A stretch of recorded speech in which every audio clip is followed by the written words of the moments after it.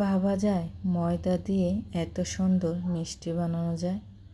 শুধু ময়দা দিয়েই এত সুন্দর মজাদার মিষ্টি বানিয়েছি। একটা ভেঙে দেখাচ্ছি, দেখেন ভেতরটা কতটা রসালো, হাজারো জালি কাটা হয়েছে। আসসালামু আলাইকুম, বৃষ্টি ব্লগ অ্যান্ড রেসিপি থেকে বৃষ্টি বলছি। সবাই কেমন আছেন? আশা করি নিশ্চয়ই ভালো আছেন। আমিও আলহামদুলিল্লাহ ভালো আছি। আজকে শুধু ময়দা দিয়েই মিষ্টি বানাবো। নিয়ে নিয়েছি ছোট্ট বাটির 1 বাটি ময়দা। সবগুলো ময়দা ঢেলে নিয়েছি। সামান্য পরিমাণে বেকিং সোডা নিয়েছি, পাউডার না, বেকিং সোডা। দেখেন কতটুকু নিয়েছি, খুবই অল্প পরিমাণে নিয়েছি। তারপর নিয়ে নিলাম 1 টেবিল চামচ ঘি, 2 টেবিল চামচ চিনি। ঘি ফ্রিজে ছিল দেখে ঠান্ডায় শক্ত হয়ে গেছে, তো হাত দিয়ে ভালো করে সবগুলো উপকরণ মিশিয়ে নিচ্ছি। ঘি কিন্তু গলে গেছে।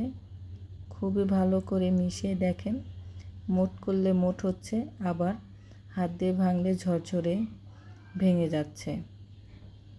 এই অবস্থায় একটা ডিম ফাটিয়ে নিয়েছি। ডিমটা আমি অল্প অল্প করে মেশাবো, একসাথে মেশাবো না, যদি বেশি নরম হয়ে যায়। যতটুকু লাগবে ততটুকুই নেব। তো আমার পুরো একটা ডিমই লেগে গেছে। ডিম ছাড়া দুধ দেওয়া হবে। ডিম যদি না দেন, দুধ দিয়েও এই খামিটা বানিয়ে নিলে হবে।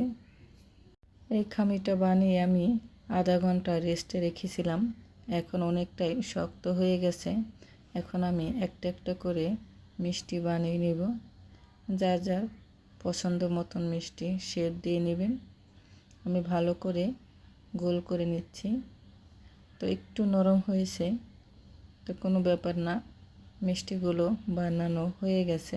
এখন ভাজবো। কড়াইতে পরিমাণ মতন তেল দিয়ে দিচ্ছি। তেলটা এখনও গরম হয়নি। এই অবস্থায় সবগুলো মিষ্টি আমি দিয়ে দিচ্ছি। চুলার আঁচটা লোতে রেখেই মিষ্টিগুলো ভেজে নিব।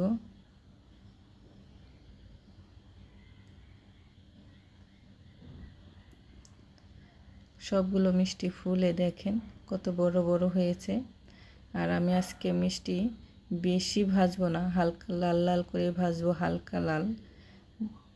যদি বেশি লাল করতে চান বা একটু কালো কালো করতে চান তাহলে বেশি ভাজবেন। তো আজকে মিষ্টিটা আমি বেশি ভাজবো না, হালকা লাল করে ভেজে নেব। এই যে দেখেন ভাজা হয়ে গেছে, এক এক করে উঠায় নিচ্ছি। এই দেখেন সবগুলো উঠায় নিলাম। এখন শিরা দিব। 1 কাপ চিনি, 2 কাপ পানি দিয়ে দিলাম। একটা এলাচ। বলক আসার অপেক্ষা। বলক এসে গেছে। আমি 5 মিনিট জাল দিব, ফুটাবো। তারপর ঢাকনা দিয়ে ঢেকে রেখে দেব 2 ঘন্টার জন্য। দেখেন মিষ্টিগুলো রস খেয়ে ফুলে গেছে। আমি বাটিতে নিয়ে নিচ্ছি। দেখেন কত সুন্দর হয়েছে। আমি আগেই বলছিলাম মিষ্টিগুলো কিন্তু একদম কড়া করে ভাজিনি, আর একটু ভাজলে কালারটা কিন্তু আরও সুন্দর হতো। তো একটু ভাজা কম হয়েছে। ভাজা যেমনই হোক, আলহামদুলিল্লাহ খেতে কিন্তু অনেক মজা হয়েছে। আমি একটা ভেঙে দেখাচ্ছি, দেখেন কত সুন্দর হয়েছে, কত ছিদ্র ছিদ্র হয়েছে। ছিদ্র ছিদ্র হওয়া মানেই মিষ্টির ভিতরে শিরা ঢুকছে, মিষ্টি ঢুকেছে, খেতে দারুণ হয়েছে। তো আজকে পর্যন্ত, আল্লাহ হাফেজ।